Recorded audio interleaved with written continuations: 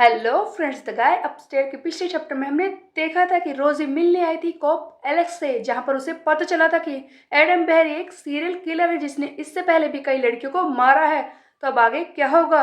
Chapter की शुरुआत में हम देखते हैं कि एलेक्स रोजी से कह रहा है कि हमें चाहिए वो है एक प्रूफ, एक सॉलिड प्रूफ जितना हो सके, क्योंकि एडम बेहरी को अगर हमें जेल के पीछे डालना है तो हमें एक सॉलिड प्रूफ चाहिए, जैसे कि एक वीडियो रिकॉर्डिंग जिसमें उसका कोई क्राइम रिकॉर्ड हो चुका हो। तब रोजी हैरानी से कहती है कि क्या कहा तुमने? तुम चाहते हो कि मैं उसकी एक वीडियो बनाऊं? तुम्हें ऐसा लगता है कि मैं उसे मारते वक्त एक वीडियो बना लूं क्योंकि मैं उसके पास रहती हूँ? हाँ? ओ नो, क्या तुम चाहते हो कि मैं उसके शिकार बन जाऊं? तुम्हें पता है वो कितना खतरनाक है। तभी हम देखते हैं कि कोप एलेक्स जवाब देता है कि नहीं, मैं ऐसा कुछ भी नहीं कह रहा, मैं नहीं चाहता कि तुम खुद इसमें इन्वॉल्व हो जाओ।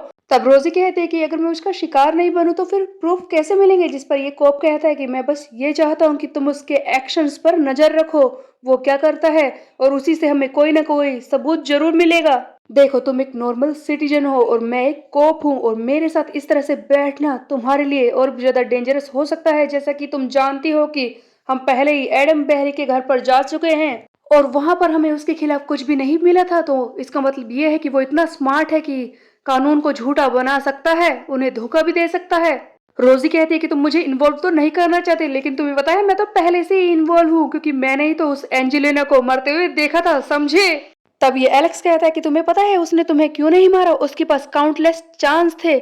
जब तुम उसके घर पर बेहोश हो गई थी और जब तुम्हें वो हॉस्पिटल लेकर गया था, वो कभी भी तुम्हें मार सकता था, लेकिन उसने तुम्हारी जान क्यों बचाई? तब रोजी कहती है कि वैसे इस बात से तो मैं भी हैरान थी और समझ नहीं पाई थी कि उसने ऐसा क्यों किया होगा।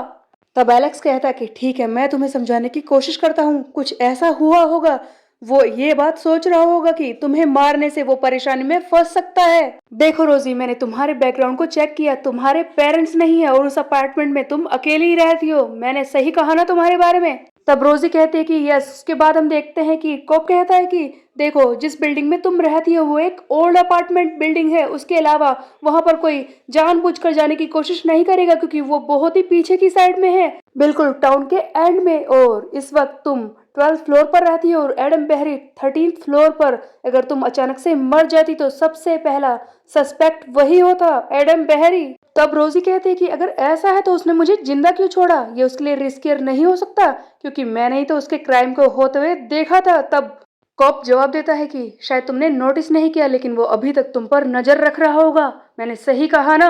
रोजी को याद आता है कि हाँ, वो सचमुच इस पर नजर रख रहा था। तब बाकी कॉप कहता है कि देखो, मेरी इस थ्योरी में वो तीनों लड़कियां, उनकी वजह से भी ये थ्योरी और भी पक्की हो जाती है, क्योंकि वो कोई भी इस टाउन की नहीं थी।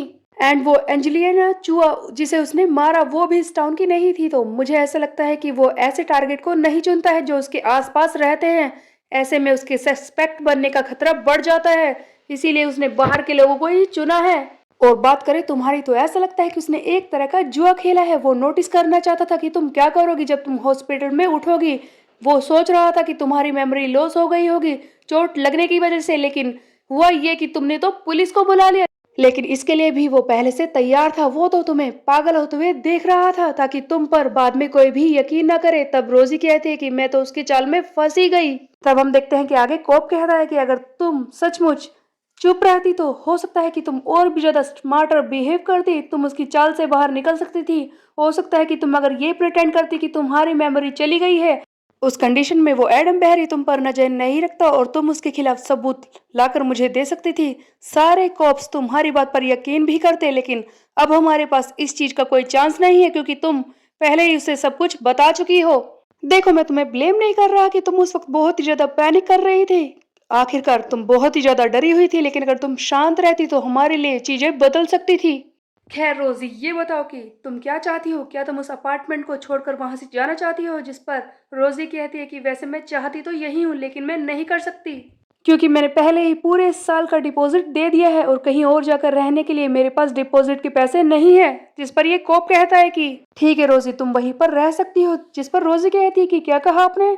आपको ये नहीं लगता कि मेरा वहां पर रहना बहुत ही ज्यादा डेंजरस हो सकता है? कॉप कहता है कि मेरी बात को ध्यान से सुनो, मैंने तुम्हें सारी चीजें पहले ही समझा दी है। वो अब तुम पर शक नहीं कर रहा होगा, वो सिर्फ तुम पर नजर रखेगा और तुम्हें मारेगा नहीं, तुम आराम से वहां पर रह सकती हो।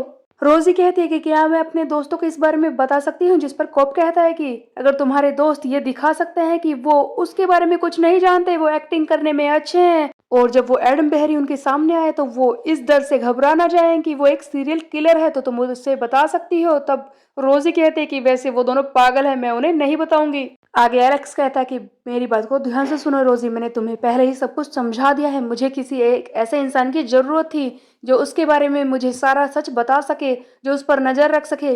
तुम्हें जो भी कुछ उसके बारे में गलत लगे, अगर कुछ भी शक हो, तो तुम्हें उसी वक्त मुझे बताना होगा।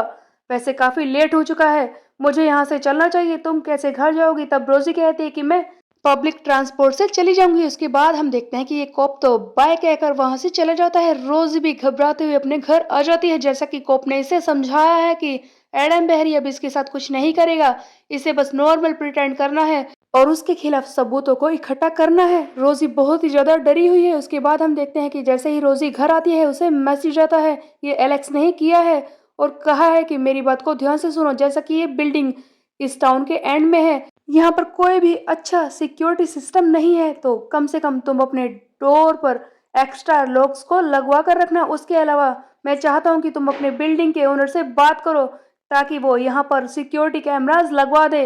अगर तुम उसे इस बात के लिए कन्विंस ना कर पाओ तो तुम्हें खुद ही कैमरास को ढूंढना होगा अपने घर पर, उन्हें छुपा कर रखना होगा, ताकि अगर वो एडम बहरी तुम पर अटैक करने की कोशिश करे या फिर तुम्हारे पीछे से कोई भी एक्टिविटी करे तो हमें उन कैमरास के जरिए पता चल जाएगा। उसके बाद हम देखते हैं कि रोजी ये सारी चीजें कर लेती है। वो अपने घर पर एक कैमरा को छुपाकर लगा भी देती है और ये सोच रही है कि मुझे डरने की जरूरत नहीं है, एक कोप मेरी साइड में है, मैंने एक नाइफ भी रख लिया है उस पर अटैक करने के लिए, अगर मुझे जरूरत पड़े तो बस मुझे शांत रहना होगा, सब ठीक हो जाएगा। हाँ, सब कुछ ठीक हो जाएगा। रोजी कोप के कहने पर सबूत ढूंढने के लिए तो तैयार है, लेकिन यहाँ पर एक सीरियल किलर के साथ इस तरह से रहना क्या खतरे से खाली नहीं होगा, ये हम देखेंगे आगे आने वाले चैप्टर्स में। तब तक के लिए मेरे चैनल को सब्सक्राइब कर ले, बेल के आइकन को कर दे प्रेस। तो मिलते हैं, बाय बाय।